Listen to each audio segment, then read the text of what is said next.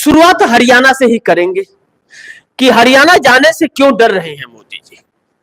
Modi ji America गए कल और वहां गो बैक के नारे लग रहे हैं। जिसका डंका बजता था उसका गो बैक के नारा लग रहा है कि वापस जाओ, यहां काम नहीं है। जानते हैं क्यों?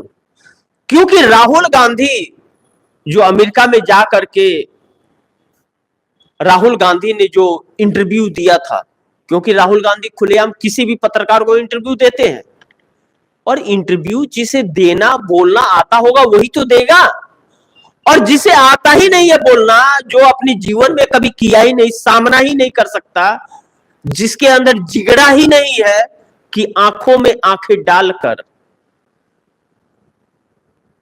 और बोल सके, किसी सवाल का जवाब दे सके, वह क्या करेगा? Press conference.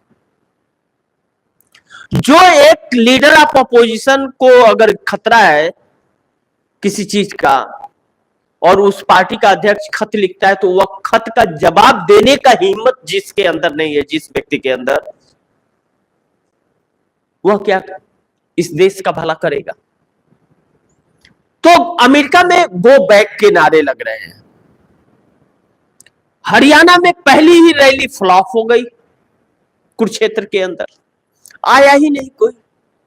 वो सुरक्षा कर्मी ही पट्टा पहन के बैठ करके सुन रहे थे भाषण उनका और बहसबाजी कर रहे थे। लेकिन अब रैली कैंसिल कर दी गई है। अमित शाह गए रैली में, मनोहर लाल खट्टर आए और तुरंत वहां से निकल गए, कहे कि हम तो नहीं शेयर कर सकते स्टेज। पौने 10 साल के सीएम रहे और आरएसएस का प्रयोगशाला है हरियाणा, उसके बावजूद यह हाल है। अमित शाह भी बीच से निकल कर चले आए, कैंसिल हो गया। अमित शाह गए तो उनका फोटो ही वहां पे नहीं है। अब मनोहर लाल खट्टर का फोटो है तो वो कह रहे हैं हम तो जा रहे हैं, हम तो नहीं रहेंगे। यह परिस्थितियां और हरियाणा में भारतीय जनता पार्टी के लोगों का टूट टूट कर कांग्रेस में शामिल होना, भारतीय जनता पार्टी के प्रत्याशी का नामांकन वापस ले लेना और निर्दलीय को सपोर्ट करना, और कांग्रेस के वोट को कटवाने के लिए मायावती का, दुष्यंत चौटाला का, चंद्रशेखर आजाद रावण का, इन सब का गठबंधन कराना एक संयोग नहीं है, यह सोची समझी रणनीति है। लेकिन यह रणनीति जब जनता उतारू हो जाए तो फेल हो जाती है। वह फेल हो गई। अरविंद केजरीवाल कल हरियाणा गए और पहली सभा की।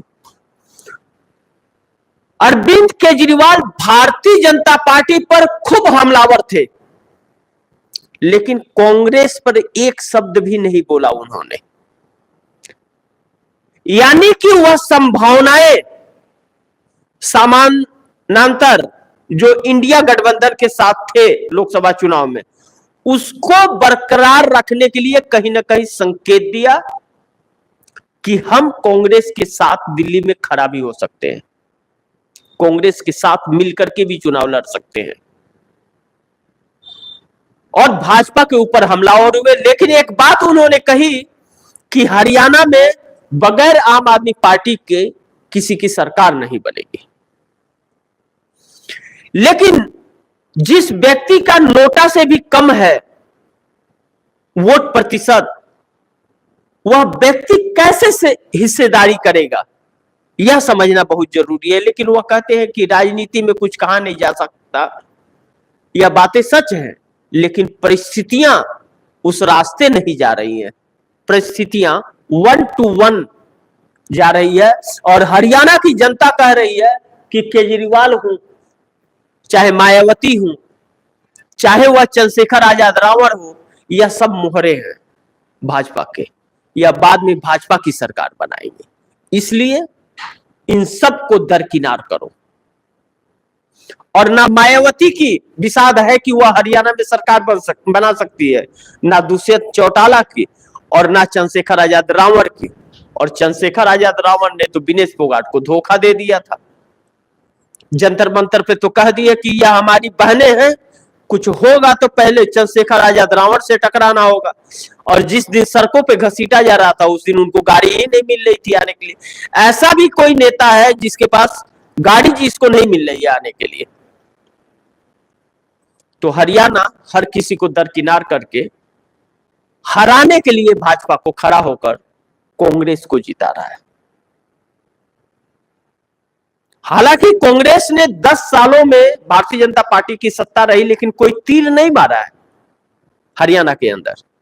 राहुल गांधी की कोई रैली नहीं हुई।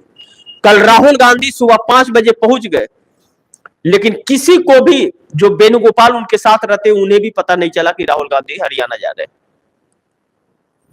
और अमेरिका में एक हिंदुस्तानी से किए हुए वादे को वह निभाने गए थे उसके घर, और वीडियो कॉल पे बात कराया।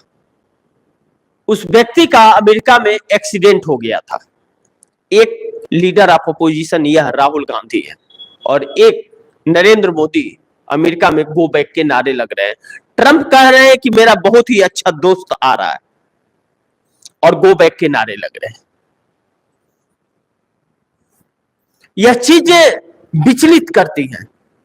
जब विरोध के बीच, जब भारतीय जनता पार्टी के नेताओं को लठ लेकर के दौड़ाया जा रहा है गांवों में, तो भारतीय जनता पार्टी वहां से नामांकन वापस ली और निर्दलीय को समर्थन देती हुई नजर आ रही है।